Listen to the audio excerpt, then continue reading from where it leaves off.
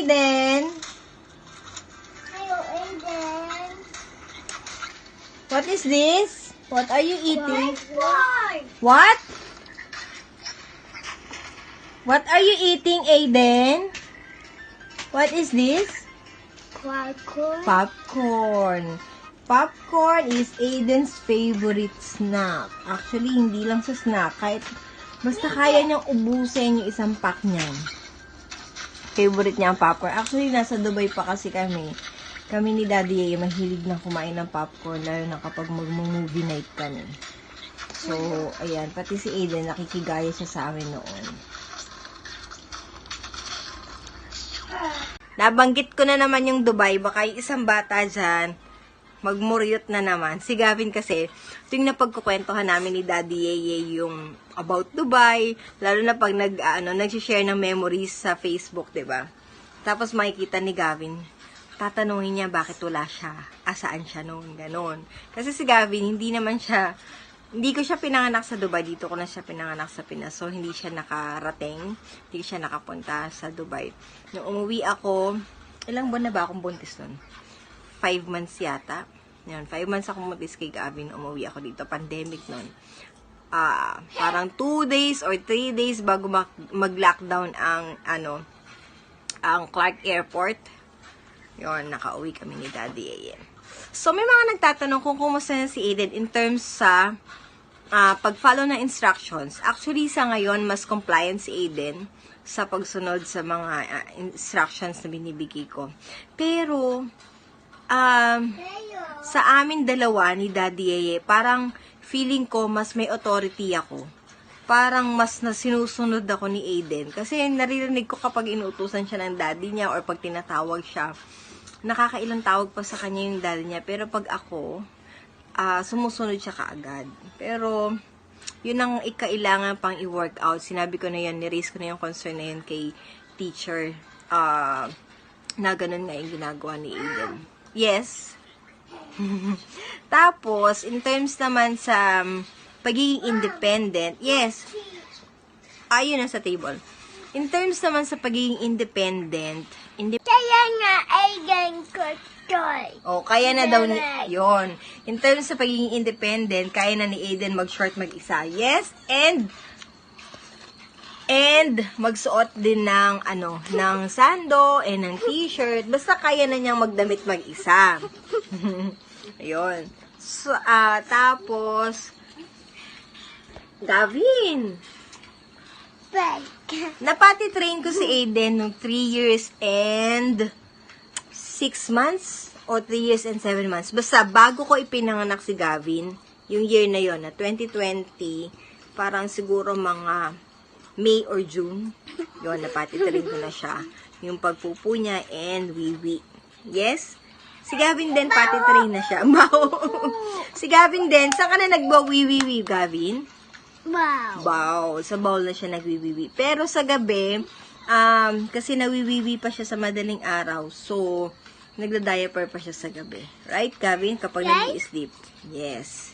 Yes? Okay? Okay. Yes. Mabait ba si Aiden? Gavin? Ay, ano? Opo. Apa. Love mo ba si Gavin? Ay, Opo. love mo ba si Aiden? Apa. Opo, kasi di ko mo si Aiden, di ba? Love natin si Aiden. Opo, love namin si Aiden. And, minsan may mga expression si Gavin na ginagaya ni Aiden. Like yung, oh man! Di ba? Nagagaya. Kaya sabi ko sa kanya, anak, kakausapin mo palagi si Aiden. Kasi mas nakikipag-engage si Aiden sa kanya. Kasi nga, playmate sila, di ba? Best friend kayo ni Aiden, di ba? O, di ba? Diba? Oh, diba? Yes. Best friend kayo ni Aiden, Yung eyes. Mom, what is yung naka-cover kino-cover mo. What is yung Si Gavin daw ba? How old are you, Gavin? This one. 3. Ayun, 3. Malapit ka na mag-school? Mag-i-school na siya. So, darating na school year. Joyous. Yes. Oh. Same na kayo ni di ba? Ni Aiden na nag-i-school. Speaking of school, Kanina, nung pagsundo ko kay Aiden, sabi ni teacher, nag-writing daw sila and nag-recitation. Ang recitation nila is... Ma'am, dito pa puti. sige, kukuha tayo. Ang recitation nila is magbabasa ng, ng syllables, yung mga ba, baby, bobo, mga ganon. So, nabasa daw ni Aiden yung pinabasa ni teacher. Tapos, nung very good siya ni teacher, nag-yehey siya. Yes, sabi daw. Tapos sabay clap ng hands niya. Napaproud kasi si Aiden ngayon kapag meron siyang na-achieve o kapag meron siyang nagagawa na good. Basta sinabi mo sa kanya, basta pinraise mo siya, napaproud siya sa sarili niya na nakaya niya, na nagawa niya. Yun. Actually, yung pag-writing niya, kasi inaano ko na siya yung kaya na niya mag-write, pero syempre gusto ko yung ma-perfect niya, yung nasa line talaga pag nagra-write kami sa writing pad. Gusto ko yung sakto sa line, yung hindi lumalampas, so yun yung pina-perfect namin. And pag nagagawa niya, talagang nag-i-smile siya and napaproud siya na napapayes siya, yes, sabi niya ganon.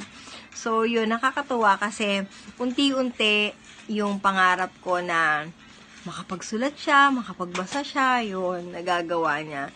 And, sige, okay. Okay, yun. Yung mga bawat milestone na na-achieve niya, napaproud ako sa kanya, napaproud ako sa kanya, and napaproud din ako sa sarili ko, kasi syempre, yung bawat achievement niya, part ako nun. So, talagang nakaka-proud.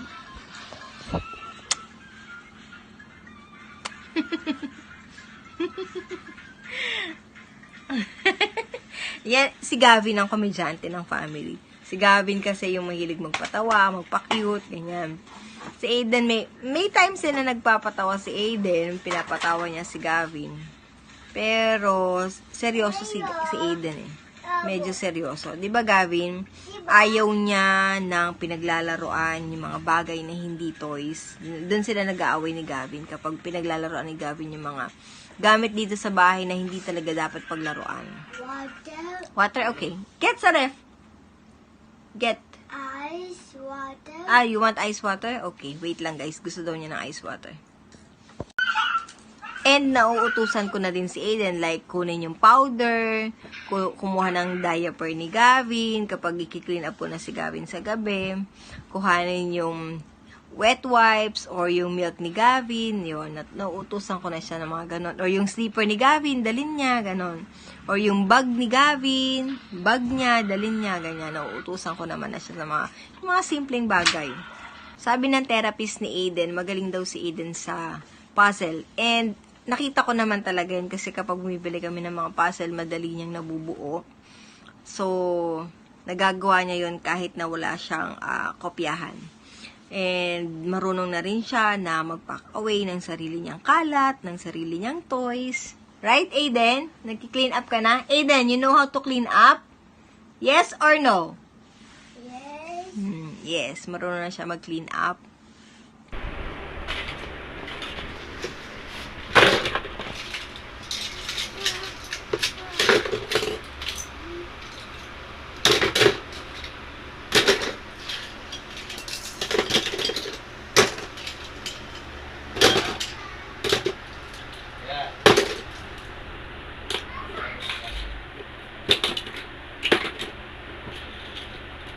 Okay? Ang pinaka-struggle lang namin ni Aiden is yung pag-watch ng video kapag pag ang topic nila is Christian living, pag yun ang subject nila. Kasi may video presentation sila about Jesus. Eh di ba may si Aiden may sensory issues sa tenga niya na ayaw niya ng mga okay. Yun. So, iniraise ko yung concern na yun kay Teacher Carla and tinutulungan niya ako. Kailangan kasi namin na i-expose si Aiden sa ganon. So, unti-unti, minsan 1-minute video lang na matapos niya, okay na yun. Kasi minsan nakakaawa kasi siya dahil iiyak siya. Yung hindi siya yung iyak na magwawala siya, na magtatantrum siya eh. Makikita mo lang siya na nakasibe, tapos yung papaiyak na, ganun lang. Hindi siya magwawala, makikita mo lang siya na sad. Tapos, sasabihin niya, turn off, yun. So, ang sabi ni teacher is, kailangan siya ma-expose. Kagaya dati, Actually, dati guys, takot siya sa pagdidrill.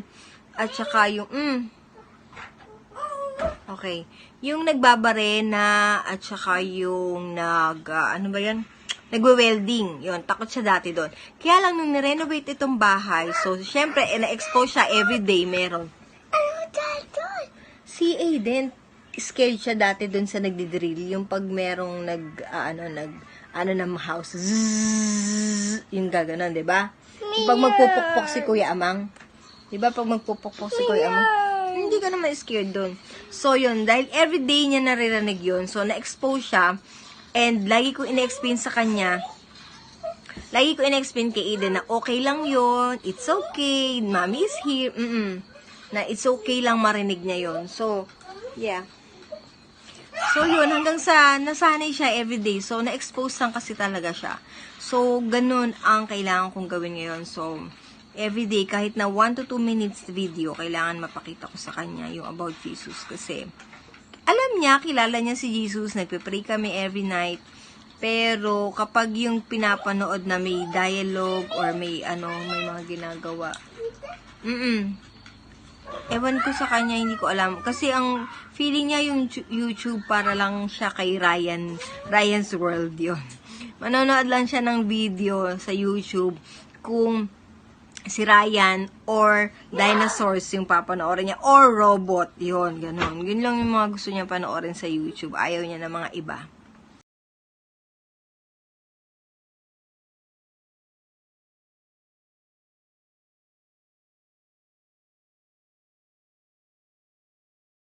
Okay?